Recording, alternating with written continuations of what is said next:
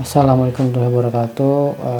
Ketemu lagi dengan channel saya, itu channel ASI Real ya, yang membahas seputar pembuatan video ya teman-teman.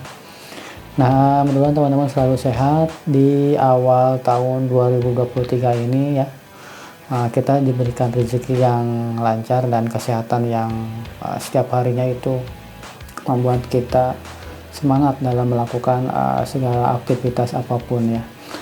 Nah teman-teman, di sini saya akan mencoba men-share membuat sebuah video menggunakan Adobe Premiere Pro. Nah ini video ini untuk pemula ya. Kalau yang pro, yang sudah pro dan sudah mahir ya silahkan di skip aja, karena saya tahu ya mungkin masih banyak teman-teman yang mau mencoba membuat konten.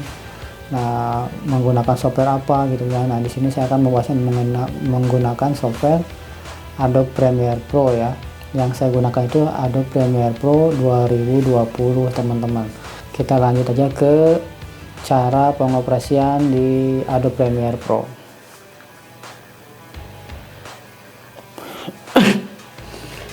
Nah PC saya bukan PC yang canggih ya teman-teman, hanya PC yang ya spek standar aja, spek kentang ya. Tapi untuk konten saya kan memang insya Allah cukup ya. Jadi di sini sebelum kita mulai, kita akan dibukakan itu tampilan pertama dari Adobe Premiere Pro. Di sini ada tulisan Welcome to Premiere Pro ya. Nah biasanya saya itu kalau membuat project, saya new project dulu ya teman-teman. Terus saya kasih misalkan video 1, saya kasih judul video 1. Nah di sini saya simpan mau di mana nih file yang akan saya simpan. Misalkan saya simpannya di render ya, di render ini saya simpan di konten YouTube foldernya, terus saya select folder. Nah setelah di select folder, nah di sini kalau teman di kolom general itu ada Mercury Playback ya. Ini berarti adalah VGA dari bawaan komputer teman-teman. Jadi kalau yang tidak ada VGA-nya itu pasti Mercury Playback Engine ya. Tapi kalau ada yang VGA-nya bisa di sini muncul Playback GPU ya. Jadi saya pilihnya yang engine GPU. Terus saya oke.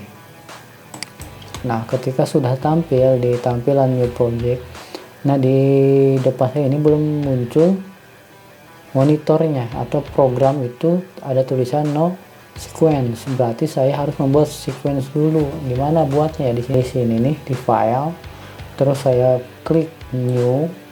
Di sini ada new sequence, kan tadi project sudah kita buat ya. Ini teman-teman langsung ke new file, new dan sequence. Nah di sini kita akan disuruh memilih. Saya biasanya memilih itu presetnya yaitu di 1080 yang 24, atau teman-teman bisa pilih ya sesuai dengan kebutuhan. Tapi kalau saya biasanya menggunakan yang 1080 p24 ya. Terus saya klik OK. Nah setelah klik OK itu dia sudah muncul program sequence-nya, berarti ini sudah siap untuk kita masukkan sebuah video. Nah cara cepatnya seperti ini aja teman-teman belajarnya. Kita pilih file, kita bisa import video di sini atau CTRL-I ya. Nah sequence-nya sudah jadi ya. Yang saya pilih tadi ada 24, tapi di sini terbacanya 23 ya. Tapi sama aja, di sini udah jadi sequence-nya. Langsung saya akan import ya, file terus import. Nah saya akan coba memasukkan video dari drone. Nah drone ini dia kualitasnya kita lihat ya. Nah kualitas si drone ini adalah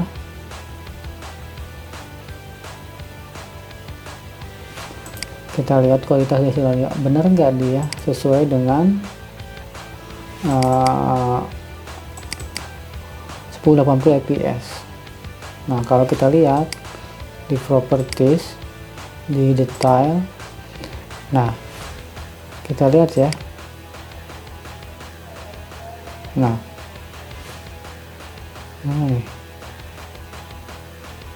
benar ya, jadi dia ada di Full HD frame height-nya itu 1080 dan width-nya 1920, jadi sudah pas digunakan untuk di sequence kita. Walaupun sebenarnya kalau teman-teman menggunakan 4K juga nggak masalah ya. Nah, jadi ini hanya bisa dibilang sebuah tempat saja. Mau masukkan yang 4K bisa, tapi nanti 4K harus teman-teman perkecil ya. Pokoknya lebih besar dari 1080 itu harus diperkecil videonya, karena sequence-nya itu hanya menyediakan 1080. Oke ya, sudah masuk ke sini nih video drone-nya. Teman-teman tinggal drag. Nah, tinggal drag aja ke area kerja ini. Nah, terus kenapa muncul seperti ini? Karena tadi ketika saya pilih itu di sequence-nya itu adalah 24, sedangkan DJI Mini SE itu 60 fps. Nah, kalau teman-teman men-change, berarti settingan yang sudah saya pilih tadi 24 itu akan otomatis berubah mengikuti si ukuran drone tersebut, file drone tersebut. Tapi kalau teman-teman keep setting, berarti teman-teman tetap mempertahankan pada settingan yang pertama. Nah, karena saya sudah buat settingan yang pertama, berarti saya akan mengkliknya keep aja. Oke. Apakah bermasalah? Tidak, teman-teman, tidak ada masalah ya, jadi sama aja gitu. Misalkan saya mau cut di sini. Oke, saya tinggal pilih select, terus saya klik di sini. Oke ya. Nah, nanti ininya saya hapus ya. Nah, seperti ini teman-teman. Nah, oke.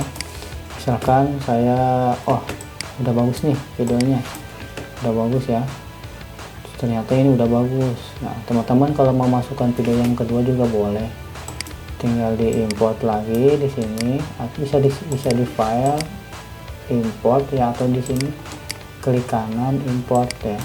Terus teman-teman pilih video yang kedua, misal keduanya yang ini ya, open lagi.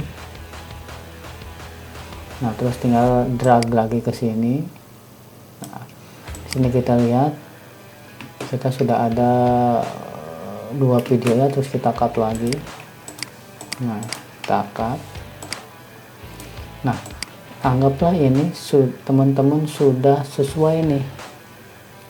Teman-teman mau merender ke file aslinya, file jadi ya. Teman-teman tinggal mundurkan saja ke sini, set ya. Nah, mundurkan setelah sesuai, diperbesar aja ini ya teman-teman. Nah, sampai pas ya, seperti ini udah pas.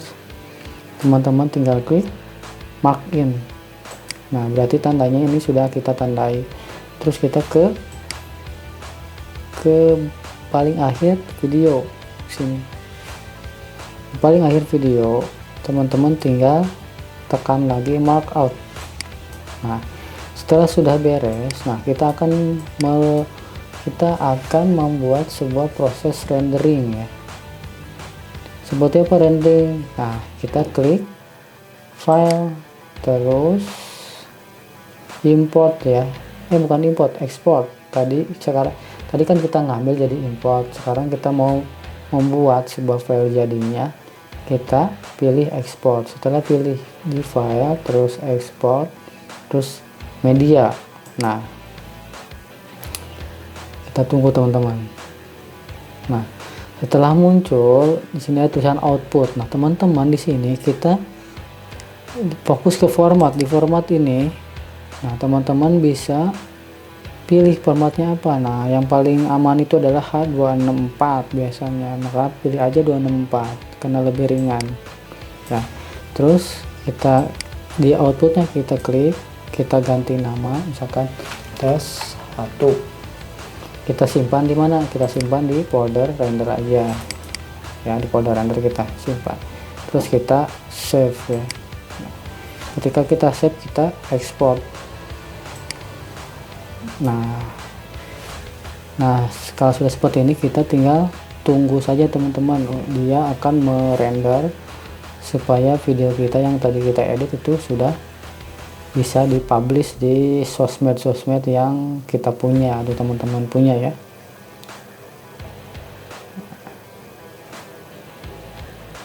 Nah, setelah berhasil, di sini ada keterangan successfully ya. Terus kita cek ke folder, render. Nah, kita ke render, terus kita cek tes 1. Nah, di sini ada tes 1 nih teman-teman. Nah, kita buka ya tes 1 ini.